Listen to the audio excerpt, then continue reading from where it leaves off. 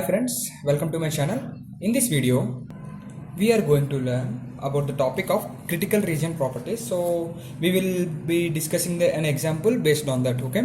So what is the question given? Consider methods used by process P1 and P2 for accessing their critical sections whenever needed as given below. So there are two processes, namely P1 and P2. So this is one process. Okay. And P1 is one process and P2 is another process. Okay, so what P1 contains and what P2 contains? First, in the given question, we have to understand the question correctly. Okay, see, by understanding the question right, even if you don't know answer, you can write something. So this is the main thing in the subject you have to learn. So is there, if any in any other subjects, like you will write in your own right. Similarly, in this subject as well, there are many questions you will see in question paper that have to you write it on your own. But what the main thing here, it is the difference between the own writing and this one is you have to know the each term in the question. So if you understand that right, you can attempt the answer. For 5 marks question, at least you will get 3 marks for sure. Okay, so understand the question. So consider methods used by process P1 and P2 for accessing the critical sections whenever needed as given below. So P1 and P2 are two processes. So what does P1 contains? If, like while turn equal to 0, whenever the turn becomes 0, critical section code which is there in the process 1 will start, and once the code is done, then it will turn to 1. And similarly in process P2, while turn becomes 1, then the code which is in the process 2, second process, will continue, and when the code is completed, it will turn 0.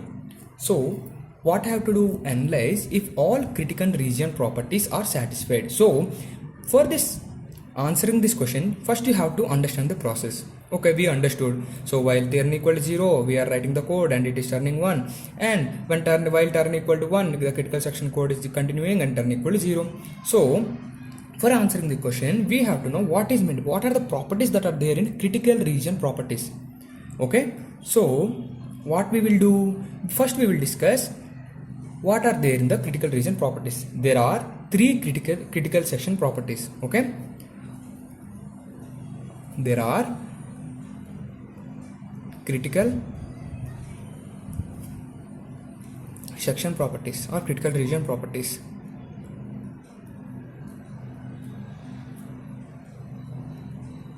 So critical section properties, how many types are there? 3 types. What are they? First one is mutual exclusion, which I have explained in my previous video.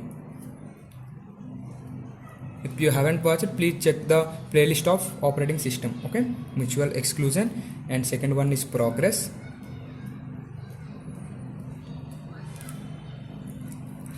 Third one is bounded waiting.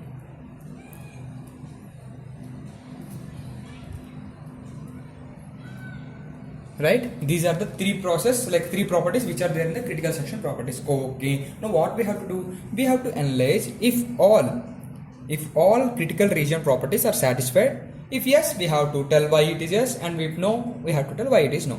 Okay, so first what we have to do, we have observed the process that we have to write. What is given? What are the given process? Okay, given process tells us what given process tells us. If you see it clearly, here what happens? P1, process 1 executes, like the code when it is executes, P1 executes when turn equal to 0. Also P2 executes when turn equal to 1. Okay, and after P1 finishes,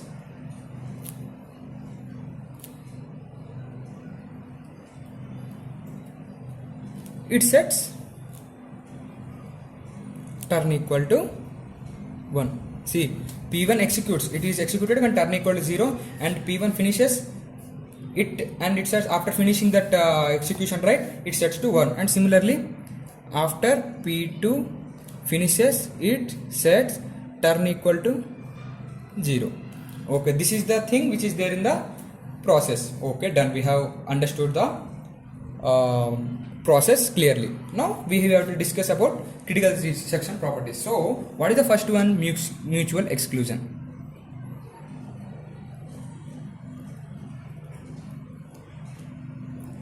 Mutual exclusion. Okay, so in mutual exclusion, so what is meant by mutual exclusion? First, see, at any time only one process can enter the critical situation, critical section.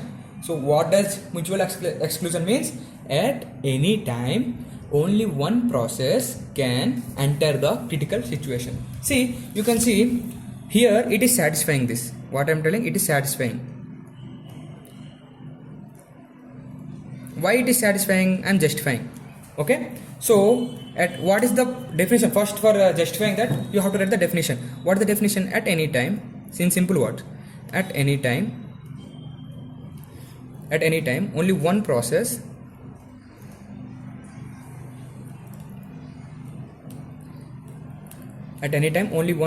can enter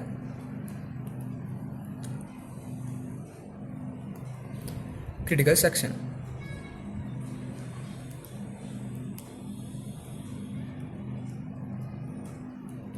Okay, done. So how this, like, how can we say that it is satisfying with this? So let me write that one also. See, we know if turn equal to 0, only P1 enters.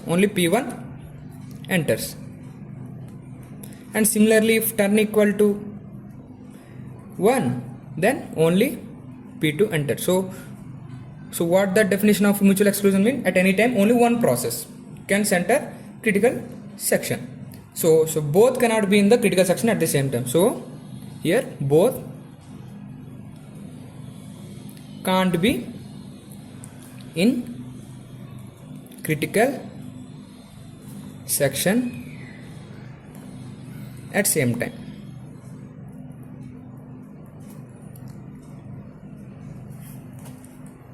Second one. First one is done. Mutual exclusion is satisfying. Now I am doing the second one. What is second one? Progress. So first you have to write what is this progress mean. Okay. So I am telling, I know this definition. So that's why I am telling it is not. I am telling it is not satisfied. I am telling it is not satisfied. Why? I will explain that. First we will tell whether it is satisfied or not, and we will justify our answer. Okay, I am telling not satisfied. How I can say it is not satisfied? See, if Pn want to enters, there is something like a critical situation. How it will? Let me explain you with a daily life. See, if there is a public toilet, okay, so or public toilet not, you are sharing. There is a 1 BHK room in which you have a 1 bathroom. Okay, so you and your friend have taken that room. So when you put a scheduled time, like at this time you will go and at this time your friend will use that washroom. Okay, everything is done. So whenever your times comes you will go, and whenever his times come he will go. But if P1 wants, like the person 1 wants to enter, but turn is not, like the scheduled time is not his turn, so he should have to wait for his time come. See, you divided the times from morning 12 to afternoon 12, you will use, and for afternoon 12 to night 12 your friend will use. Like that you have scheduled the time, but you want to use that in evening 6 PM like that, but it's your friend time, but you want use, right? That is called progress means it should able to enable whenever you want, like you are having a critical situation and if it is free you should have to go there. Okay, so that is the process means. So here it is it satisfying? Like if P1 wants to enter but the turn is 1, will like this progress be satisfied on this? Like will process 1 enters when turn equal to 1? No, right? Similarly in progress we can say it is not satisfied. So let us write how we can say not satisfied. If P1 wants to enters, if Pn wants to enters but turn is 1, but turn double equal to 1, and P2 is also not interested at that time. P2 is not interested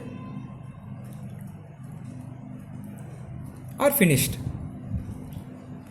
P2 is not finished or interested, but P1 wants to enter. But what happens? P1 should wait, or P1 will wait forever until it comes, even though it could safely enter. Like P2 won't have the work at that time, but still there is a place in which P1 can run, but it can't do, right? Safely enter.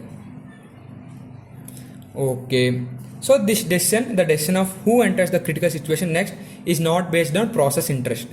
Okay, so what we can say at last, this is the explanation from the code. So at last what we can justify, the decision of who enters the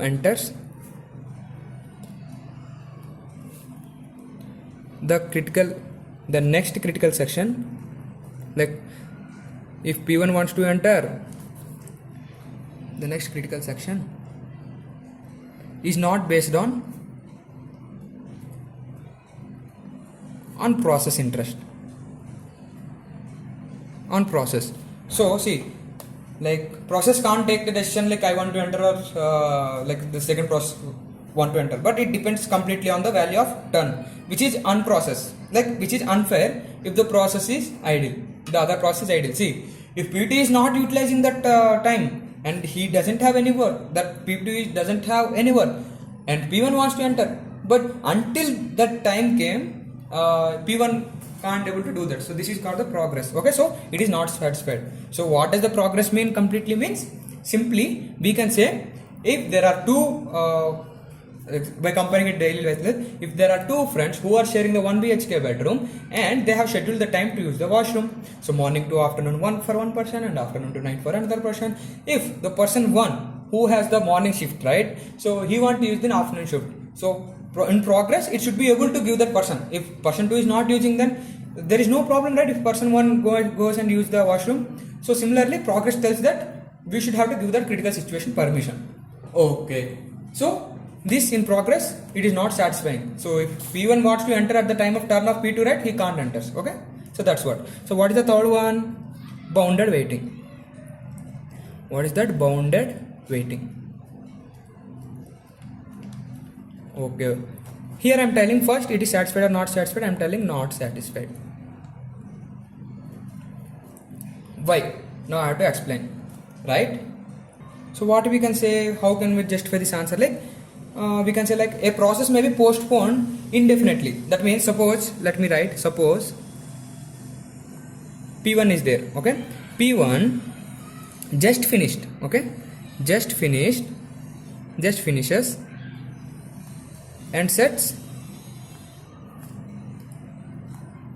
turn is equal to 1. So when turn equal to 0, P1 will execute that, and after once it completes or once it finishes, it sets the turn equal to 1.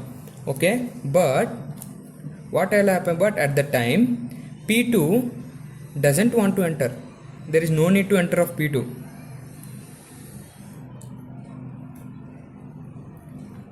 But what happened? Now what happens? Now P1 has to wait. Even if P2 never enters again.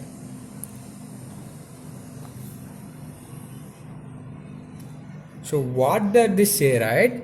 So simply we can say, so there is no bound on how many times a process can be bypassed before entering. What I told? So there is no bound. There is no bound. So there is no bound on how many times, on how many times a process can bypass before entering.